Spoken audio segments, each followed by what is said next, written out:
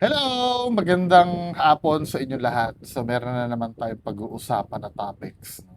At meron tayong babalikan na napag-usapan natin kahapon. Yung tungkol nga doon sa ex-mayor na sa gasoline attendant nung una. Tapos yung palabata niya. Pero unahin muna natin to, no? Nagva-viral ito si RJ Perkins. I don't know kung kilala nyo siya, no? Parang sumali siya sa pageant sa Mr. Pampanga.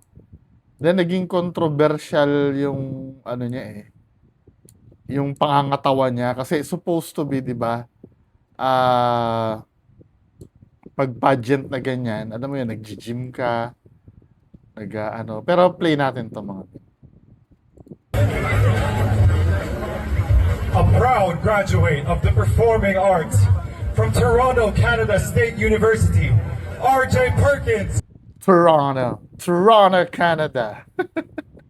21, Masantig ka, Agila City!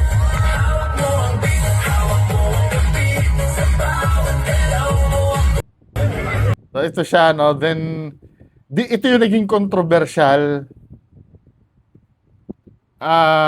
Kasi yung katawan niya, hindi yun yung inaasahan natin. Dahil supposed to be, di ba, pagsasali ka sa ganyan, dapat, ano ka, fit ka, tapos, alam mo, yung nakikita yung abs mo, di ba? So, ito yung, Kung ano ang aming gagawin kapag nakikita mukha mong kay ganda, sumasaya ang tanawin. Nakakabaliw ka, nakakaaliw, nakakakilig, nakakagigil, so, ito yung, ano, yung nagva-viral na, so maraming ano dito, maraming nag-react, no? Maraming natawa. Marami namang humanga na parang parang binrake niya yung ano, yung standard ng dapat na itsura ng isang sasali sa pageant, no? Kayo, anong opinion nyo dito regarding this? Ako hindi rin naman kagandahan ng katawan ko, 'di ba?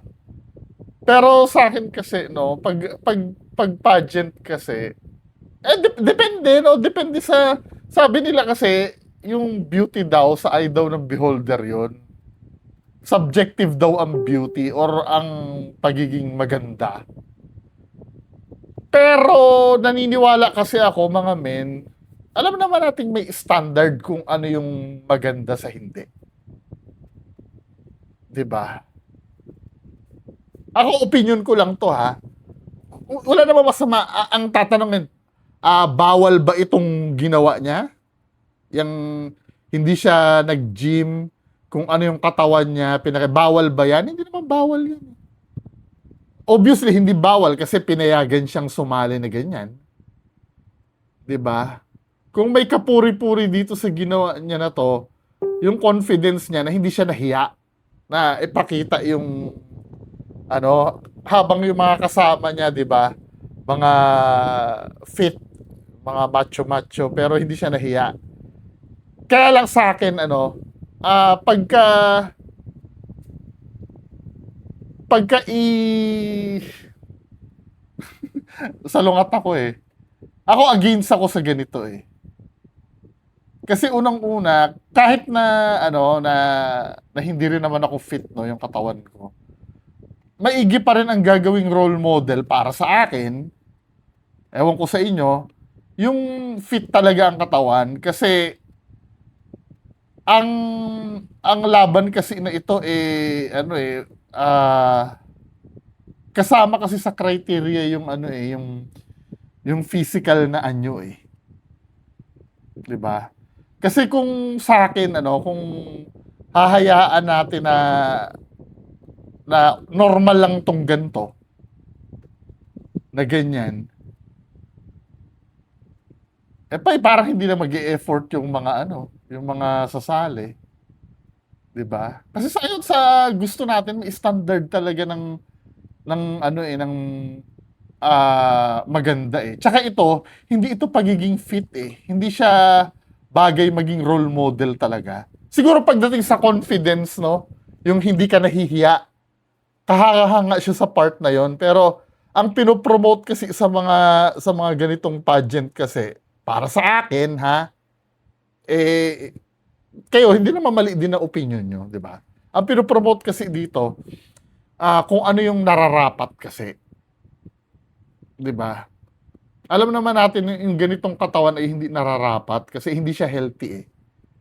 Kasi di ba nung araw, kapag sinasabi mo mataba, healthy. Di ba? Ngayon kasi, kahit sa medical ka na kumonsulta, hindi talaga healthy ang mataba. Iba kasi ang idea ng healthy nung araw eh. Kasi siguro maraming kinakain, hindi laging gutom, no? Kaya akala nila healthy ang mataba. Kasi pag mataba ka, indikasyon yan na kulang ka sa exercise eh. Hindi na-burn yung mga kinain mo. Naiipon sa katawan mo. Yun lang naman na sa akin, no? Pero kung sa confidence, sige, bibigay ko sa kanya. Pero yung bilang role model, sa akin, hindi ako hindi ako pabor. Kasi para ma-diversify yung hindi eh. Alam naman natin na hindi healthy yung ganito eh. Parang pinopromote mo na, okay lang pala na kahit na hindi na tayo mag-gym or hindi na tayo diba? Okay lang sana kung ganito. May nakita ako dito eh. Yung sa likod niya, hindi kagwapuhan ng itsura. Yung itsura kasi, wala naman tayong magagawa dyan eh. Diba? Yun, okay lang sa akin yun. Iba kasi yung standard ng pangangatawan sa itsura. Nakukuha niyo ibig ko sabihin? Yung itsura kasi, hindi mo naman makokontrol yun kung anong magiging itsura mo eh. Halimbawa, kamukha mo si Norman Mangusin. Hindi mo naman kasalanan yun eh. Na maging kamukha mo si Kulaong eh. Or kamukha mo yung basta kung sino yung pero kung kaya mong i-carry yung yung sarili mo na alam mo yun na kahit hindi ka kagwapuhan, okay lang. Pero ito kasi may general standard na sinusunod kasi ito na baka nga pasok ito sa pagiging obese eh. At ang pagiging obese hindi talaga siya pwedeng maging role model. Sa akin lang po yun Sa akin lang yun. Well, kung kukontrahin nyo yung sasabihin ko, hindi naman mali din naman na sasabihin nyo. Kasi opinion nyo yun eh. Ito yung sinasabi kong magkaiba yung opinion ng mga tao. 'Di ba? Magkakaiba naman tayo ng opinion eh. Pero pagdating sa facts, kung lalabanan nyo ako, nasasabihin nyo healthy ito, hindi.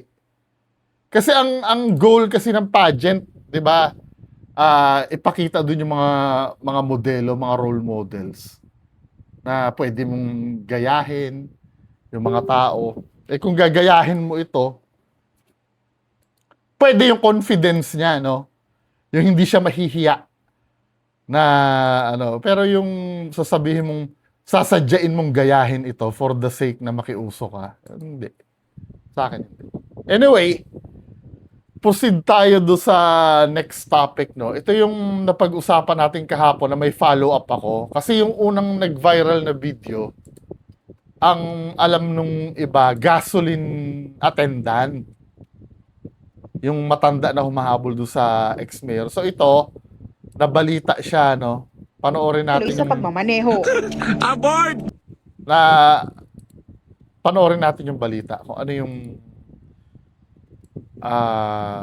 estado. Kasi parang inano din siya ng LTO, sinokos din ng LTO eh.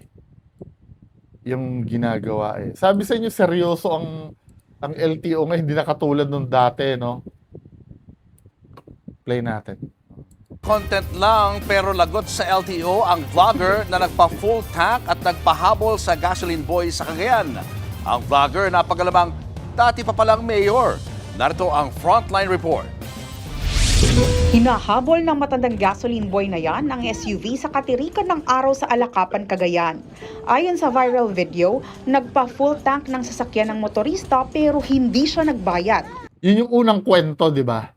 May pagkakataong naabutan ng gasoline boy ang SUV. Pilit niya itong pinapahinto pero patuloy lang sa pagtawa ang sakay nito na isa palang vlogger. Hinayaan lang niya ang kanyang SUV driver na magpatuloy sa pagmamaneho. Kahit hiningal, ilang metro pa ang tinakbo ng gasoline boy. Hindi na nakita sa video ang mga sumunod na nangyari. Pero maraming netizens ang hindi natuwa. Marami ang nagtag sa Land Transportation Office para panagutin ng vlogger na kinilalang si Harry Florida, dating mayor ng Alakapan, Cagayan. Ayon sa kanya, ang gasoline boy sa video ay si Tyson na isa ring vlogger. Kaya paano raw huhulihin? Lumalabas na for the content lang pala ang viral video as scripted ito. Hindi kasi katwiran yun na vlogger din ito eh. May ano kasi yon, may pinoportray kasi kayo na hindi maganda. 'Di ba? Parang ganito 'yan 'Di ba may crackdown ang MTRCB sa mga analogy po ito ha, baka sabihin niyo malayo eh. May crackdown kasi ang MTRCB sa mga palabas na malalaswa. 'Di ba may mga movie na ginagawa nila X-rated. Yung talagang hindi pwedeng ipalabas sa sinihan. Yung mga ganon. Kasi nga may mapapanood kasi doon na hindi maganda eh. Pupuelosopuhin nyo na, hindi naman totoo yun nangyayari sa movie eh. Kasi mga artista lang naman yun nandun. Yun ay movie lang yun. Hindi eh. May pinapalabas kasi kayo na hindi maganda doon. For example, may mga movie na naban sa iba't ibang bansa eh. Katulad nung Cannibal Holocaust, naalala nyo yun? Yung Cannibal Holocaust, pinalabas sa parang snuff film, pero hindi pala siya snuff film. When you say snuff film, totoong may nawala ng buhay dun sa movie. Yun ay kasi may pinapalabas kasi doon na hindi talaga siya maganda. 'Di ba? Lalo na Human Centipede din. Ilang bansa ang nag-ban doon. Pwede ba natin ikatwiran na mga artista lang naman 'yan eh. Hindi kasi 'yun hindi doon natatapos kasi ang problem. Ang problema kasi dito, may pinapalabas kayo na hindi naging komportable yung mga tao. Kahit pa sabihin mong drama ito, kung drama man yan kasi, lalo na sa pelikula, kasi same level din, drama din eh. May tinatawag kasi tayong suspension of disbelief pag nanonood tayo ng mga ganito. Kaya yan ay totoo o hindi. For example, ano ba yung suspension of disbelief na yan? Pag nanonood ka ng movie, yan yung dahilan kung bakit maiiyak ka. Yan ang dahilan kung bakit natatawa ka. O pagka malaswa yung pinapanood mo, yan yung dahilan pa kaya ka nakakaramdam ng init sa katawan, di ba? Yun yung mga tinatawag na suspension of disbelief. Kumbaga, at the end of the day, alam naman natin mga artista lang naman yun eh. Di ba? Ito kasi nangyari sa inyo, unang-una, hindi alam ang konteksto nung ginawa nyo. Pinanood ng mga tao na akala nila totoo. Tapos ang sasabihin mo, vlogger din. Vlogger din yung kasi may pinalabas kayo eh. Kung nga yung mga prank din na di ba? Naalala niyo yung Tokomi Brothers, yung may kinikidnap na prank? Muntik na mabaril ng pulis yun eh. Kaya nga ito yung sinasabi ko na na hindi natatapos do sa biruan nyo yung problema. Kasi pag may nakapanood na iba dyan, na prank yan, unang-una, hindi nga alam na prank yan eh. Paano kung may makapanood yan, akala totoo, tapos nagtatawanan kayo, tapos akala cool yung ganyang bagay, lalo na yung kabataan ngayon. Yung kabataan ngayon, kung ano yung nagbabiral, yun ang susundin eh. Gagayahin kasi ito eh. At this time, yung gagayahin nila, totoo na. Hindi na ito planted katulad na itong ginawa nyo. Yun kasi ang iniiwasan doon. At saka ang pinopromote dito, maging responsable na ng mga content creator. Pero hindi umubra kay LTO Chief Marcos Lacanilaw ang pantitrip na yan. Pinagpapaliwanag pa rin ng ahensya ang ex-mayor vlogger. Actually, kilala ko siya, identify ko na siya. Yung nakakataas siya sa buhay, inaabuso nila. So, Oo, hindi parang ginagawa niyang laruan eh. Yung kahit pa sabihin mong binigyan mo ng magandang buhay yung tao, pero ginagawa mong guinea pig min eh. Ginagawa mong katatawanan sa sa mga videos mo. Tapos yung sasabihin mo, vlogger din, siguro siya, yung ginagawa mong katatawanan kasi, hindi niya kasi naiintindihan kung nagmumukhang tanga siya o hindi. Ang importante, kumikita din siya. Hindi niya alam na nababawasan yung dignity niya every time na pinapanood siya ng mga tao. tama yun na pahabol-habulin niya yung tao niya sa init ng araw. Kahit empleyado niya yan o kamag-anak niya yan, wag mong gawing laruan yung mga tao para Same din na sinabi ko kahapon, ganito din. sa ikatutuwa mo. Hindi katanggap-tanggap sa amin sa LTO. Sinuspende rin niya ng 70 araw ang lisensya ng SUV driver at isinailalim sa alarm status ang sasakyan. May paalala rin ng LTO sa mga vlogger. Yung pagiging vlogger natin, maging responsable Ay, Tito Norman. tayo. Hindi yung magbibigay tayo ng hindi magandang halimbawa sa mga kababayan natin. Sina-challenge pa natin ng gobyerno na hindi sila kayang hulihin. Kami, huhulihin namin sila at seryoso kami. Kasi kung hindi natin gagawin to, hindi tayo titino. Wala pang pahayag sina Tyson at Florida, pati na ang SUV driver, bagamat binura na ng ex-mayor ang viral video. Nagbabalita mula sa Frontline, Ana Cruz, News 5.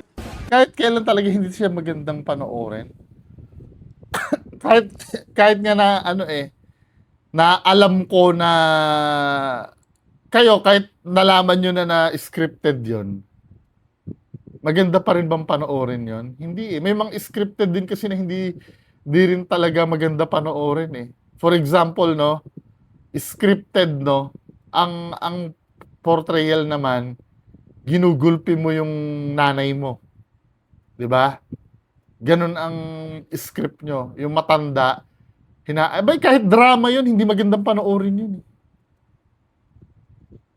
Kaya hindi dahilan na hindi siya dahilan para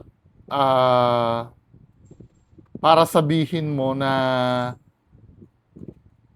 hindi dapat parusahan kasi yun ay katuwaan lang. May involved kasi ang lahat ng nakakanood. Pwede siguro gawin nyo yan, yung kayo-kayo lang, 'di ba? Bahala na kayo doon kung kayo-kayo lang. Ang iniiwasan kasi dito, manormalize ng ibang tao yung ganyang ginagawa. Kasi once na ipalabas yan at maraming natuwa sa ganyan, maniwala kayo sa akin, katulad ng sinabi ko kahapon, may gagaya at gagaya dyan. Kasi maraming natuwa eh. At yung gagaya dyan, mas hihigitan pa yan. Yung ginawa nyo na yan. Pwedeng ang gawin naman nila, matandang babae naman. Diba? Kasi nga nakakatuwa eh. Anyway, so yan lang naman ang mapapag-usapan natin. Anong masasabi nyo mga kababayan ko? Magandang hapon sa inyong lahat.